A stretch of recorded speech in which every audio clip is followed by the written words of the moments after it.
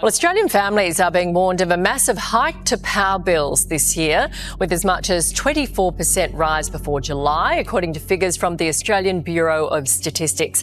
But taking away rebates is never popular, and asking Australians to tighten their belts is even more difficult when members of the government are not seen to be doing the same. Australians banking on relief from climbing electricity prices are in for a rude shock. The Australian Bureau of Statistics has warned that energy costs for an average three-person household could rise by $500. 7 News has obtained exclusive new data exposing how Australia's big three energy companies are pocketing billions while household bills skyrocket. Victorian customers are paying for their loyalty. We've seen a 1 to 2 cent increase per kilowatt for the off-peak, for the peak, the shoulder usage. But a little bit more surprising, I guess, was the increase in the daily charge, which is like a 13% increase. They told you power prices were coming down. And in one narrow technical sense, they were right. The regulator's safety net price did fall on the 1st of July. But that is not the number that lands in your letterbox. The number that lands in your letterbox went the other way. Over the year to February, the electricity that a household like yours actually paid for was 37% dearer than the year before. The Labor government has spent $6.8 billion on energy subsidies since 2023, but they ended in December. Here is why, in one sentence, and then we will spend the next 20 minutes proving it. Your government quietly switched off a rebate that had been hiding $300 of your bill, and the companies that sell you power kept charging their most loyal customers the most. That is the story. 2 actors, 1 outcome, and the outcome is your money. Deal in the dollars that leave your account. Before the last rebate washed out, families were warned that bills could climb by as much as 24%, and for a typical 3-person household, that is around $500 more across the year. $500 moved quietly from your side of the ledger to theirs, and the trigger was not a new cost. It was the removal of an old cushion. We know the energy rebates can't last forever. Every economist has said we can't keep propping up the economy. That's a lot for families to stomach, though. It is, and we're always worried about families' cost of living. When it comes to energy, the rebates couldn't last forever. We're doing whatever we can to assist families. For 2 years, a line appeared near the bottom of almost every power bill in the country. Australian Government Energy Bill Relief. You did not apply for it. It simply arrived. $300 off in the 2024-25 year, then a final $150 stretched across last year in 2 $75 installments. $3.5 billion spread thin across every household with a meter. And here is the part worth sitting with. That rebate did not make power cheaper. It made power look cheaper. The underlying price never moved much. The credit just sat on top, softening the blow quarter after quarter. So when the last installment ran out on the 31st of December, nothing new was added to your tariff. The cushion was simply pulled away. And the bill underneath was exactly as high as it had always been. A report by the consumer watchdog found Coles and Woolworths hold 2/3 of supermarket grocery sales nationally. 2 handed big penalties, up to $10 million, 3 times the profit from the offence, or 10% of the company's turnover. The Treasurer confirmed there would be no new round of relief. The opposition called it a budget disaster. Both of those things can be true at once. What matters for you is the arithmetic. The household that had been getting $75 knocked off every quarter is now paying that $75 every quarter again. Pre-COVID, I would estimate that my grocery bill for the 3 of us would have been around the $250 mark a fortnight. It's now up to $400 a fortnight. What happens if I lost my job? That's terrifying to think of. Follow the figure month by month, because the shape of it tells you everything. In the year to December, the out-of-pocket price of electricity was up 21.5%. to January, 32%, to February, 37%, the peak. Then it started sliding back, 25% to March, 22% to April, 21% to May. If you only heard the falling half of that sentence, you would think the crisis had passed. It has not. That climb and that slide are the same event seen from two angles, the rebate coming off, then washing out of the 12-month comparison. Strip the rebate out entirely, and the Bureau's own figure for the underlying rise is about 4 9/10%, which is still ahead of wages, which grew 3 4/10% over the same stretch.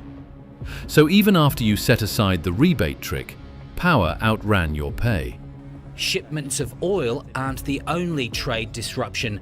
Qatar has halted liquid natural gas production due to attacks on its infrastructure, and a third of the global supply of urea used in fertilisers travels through the narrow waterway south of Iran. Now, the headline you saw in May was real. The Australian Energy Regulator sets a safety net cap each year, the default market offer, and for the coming year it came down for most households in New South Wales and southeast Queensland. In the draft, the falls for residential customers ran from as little as $58 a year up to $226 in parts of New South Wales. On paper, relief. Experts say regulated prices known as default market offers might be dropping, but fewer than 1 in 10 customers are on those. Most are on competitive plans. The price spread right now is over $1,000 a year between best available price and worst available price. Here is the fine print. That cap only governs the roughly 1 in 10 households sitting on a standing offer, the default plan you land on when you never choose. Everybody else is on a market offer, and the cap is just a reference line. And in South Australia, the regulator's own final decision nudged residential prices up, not down. So, prices are falling was never a promise to your household. It was a statement about one narrow, regulated number, released in the same season your rebate was switched off. Put those two things side by side, and the falling cap and the rising bill stop contradicting each other. They were designed to be read separately. Not surprised at all. You only had to walk out into the street and chat to a few people to know that people are concerned about the impact of the war in the Middle East, and they're making their own cutbacks. They don't need the RBA to tighten the screws. They're doing it themselves, particularly with petrol prices really piling on the pressure on household budgets. It is worth understanding why the regulator's number came down at all, because the reason quietly proves the point. Your bill is built from a stack of costs. The biggest piece is the wholesale cost, the raw price of generating the power. And that did ease this year, helped by more wind and solar and battery output in the evenings. That easing is the whole story behind the falling headline. The Reserve Bank says it wants inflation at 2.5%, in the middle of its target band. These latest figures are well above that. For home borrowers, it's a double whammy, now facing rising prices and the prospect of another interest rate hike as early as next month. But look at the piece underneath it. The cost of the network, the poles, the wires, the substations, mostly went up, driven by inflation, higher interest rates on the money used to build it, and years of spending that had been under-recovered and was now being clawed back. So one part of your bill fell, while another part rose. The regulator's cap reflected the average of those movements. Your actual bill reflects whichever ones apply to your street, and for millions of households, the network rise and the vanished rebate simply swallowed the wholesale relief whole. And here is where the second actor walks on. Because even inside that falling market, the companies that sell you power have built a quiet penalty for the one thing you were told was a virtue: staying put. The competition regulator calls it the loyalty penalty, and in December it put a number on it. A household that has been on the same plan for more than 3 years is paying, on average, $221 a year more than a household on a fresh plan, for the identical electricity down the identical wires. The longer you have been loyal, the more you are charged. Loyalty, in this market, is the thing they price you for. And this is not new, and it is not shrinking. A year earlier, the regulator measured the same penalty at $238 for anyone on an offer more than a year old. Year after year, the warning is issued, and year after year, the penalty simply carries on, because it works. Nearly 3/4 of the customers stuck on plans 3 years or older were found to be paying at or above the very safety net price that was meant to protect the people who don't engage. The trap is not an accident in the system. For the companies collecting it, the trap is the system. It is not a handful of people caught out. The same inquiry found that around 2.5 million households on market offers are paying at or above the regulator's default level, the price that is supposed to be the ceiling for people who don't shop around. And more than 400,000 of them are paying more than 10% above it. Millions of households paying a premium whose only cause is that they trusted their retailer to do right by them. Expensive, yeah. I can't even use my dryer. It's all about profit. The Climate Council report shows Origin, Energy Australia and AGL made more than $2.2 billion in profits last year. Many households would find it obscene to see these enormous profits while they're struggling to put food on the table. So where did that premium go? It did not evaporate. One investigation traced exactly where it went. While households on old plans were being quietly overcharged, the 3 biggest retailers, Origin, AGL and Energy Australia, booked around $2.25 billion in combined profit, and the loyalty tax alone was worth roughly $220 a year to them per household, and as much as $400 in South Australia. Read that back slowly. The rebate that was hiding $300 of your bill came from your taxes and was switched off to save the budget money.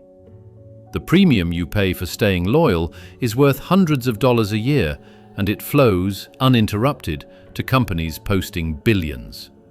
One subsidy withdrawn from below, one penalty maintained from above, and your household standing in the middle, paying for both. There is one more shift happening, quieter than the rest, and it will matter more every year. The way you are charged is being rebuilt. As smart meters roll out, retailers are moving households onto what are called time of use and demand plans, where the price of power depends on when you use it, and in some cases on the single highest burst of use in the month. During the day, when solar floods the grid, power is cheap. But between about 4 and 9 in the evening, when you get home, cook, heat or cool the house, solar drops away and the expensive generators take over. That evening window is where these new plans charge the most. The competition regulator has already flagged the demand plans as a concern.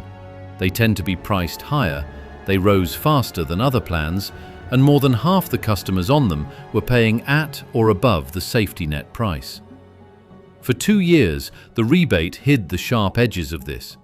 Now it doesn't, and the household that runs its life in the evening, like most working households do, feels every cent of it. Now here is the part nobody puts in a press release. When a bill that was cushioned for 2 years suddenly is not, people fall behind.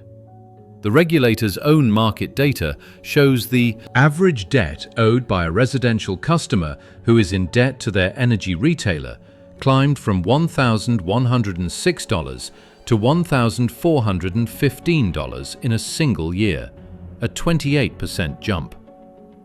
More households carrying energy debt, and each of them owing more. And energy is rarely the only bill going backwards at once. The same reports show fewer people getting into hardship programs, even as the debts of those who do get worse. The safety nets thinning at the exact moment more people reach for them. And this is the trap of a cost that never really fell. It does not arrive alone. It arrives alongside the grocery bill, the fuel bill, the insurance renewal, all climbing in the same season, all pulling on the same pay packet. The power bill is simply the one you are least able to refuse, which is exactly why it is the one that quietly reshapes everything around it. And there is a cruel wrinkle here.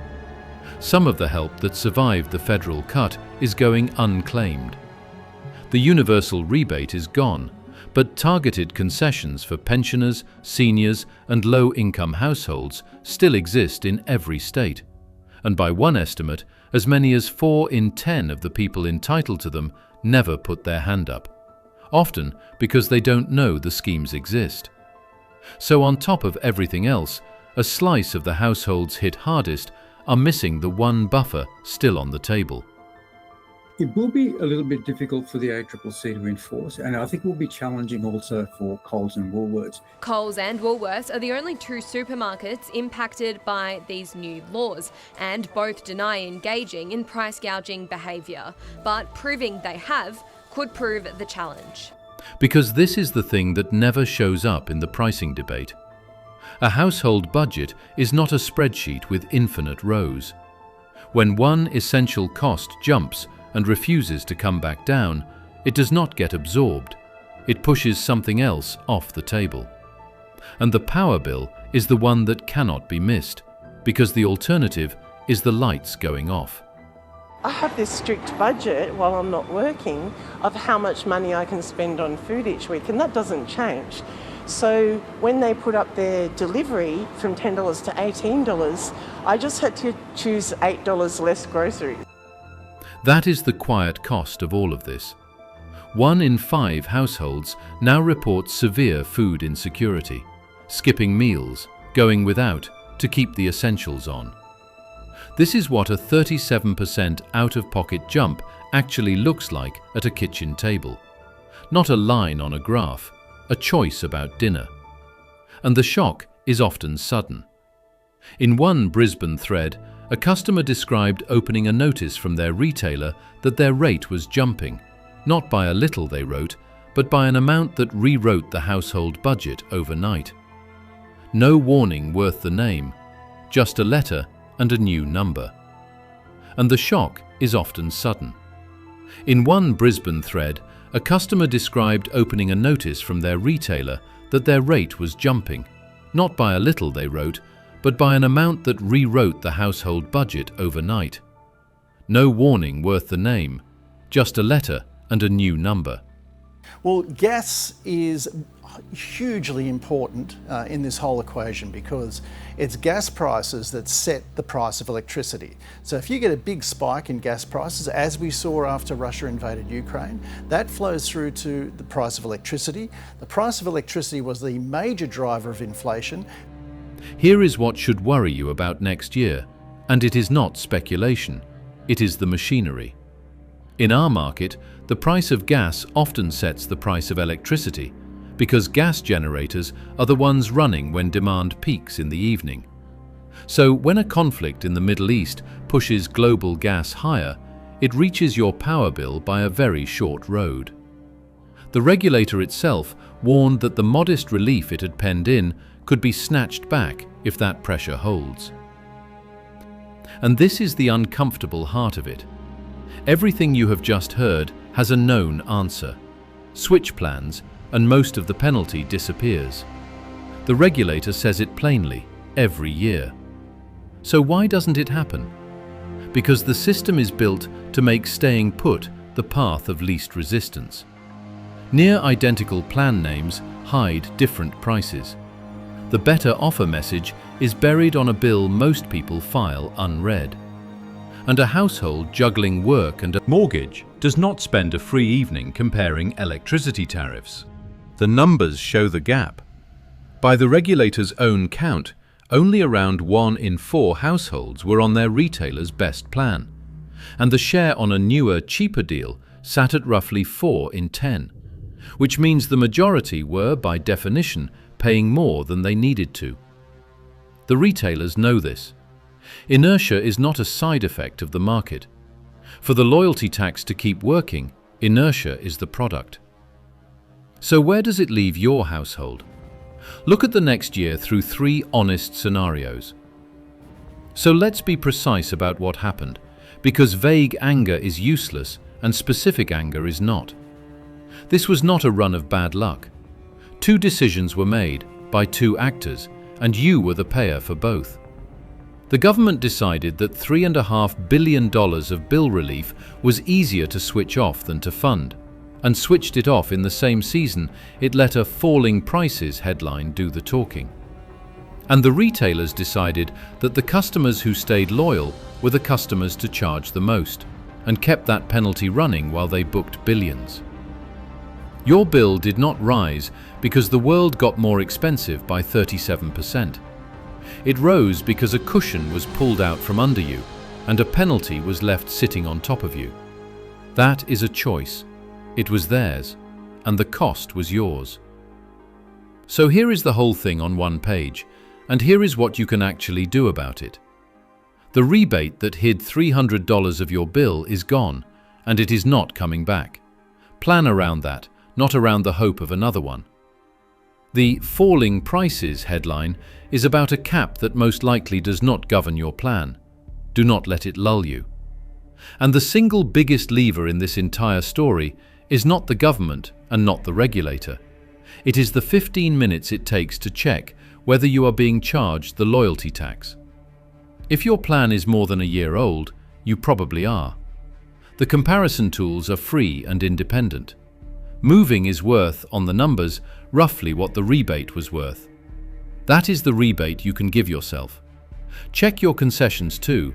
If you hold a pensioner or seniors card, the state schemes did not end with the federal one, and too many people never claim what they are owed.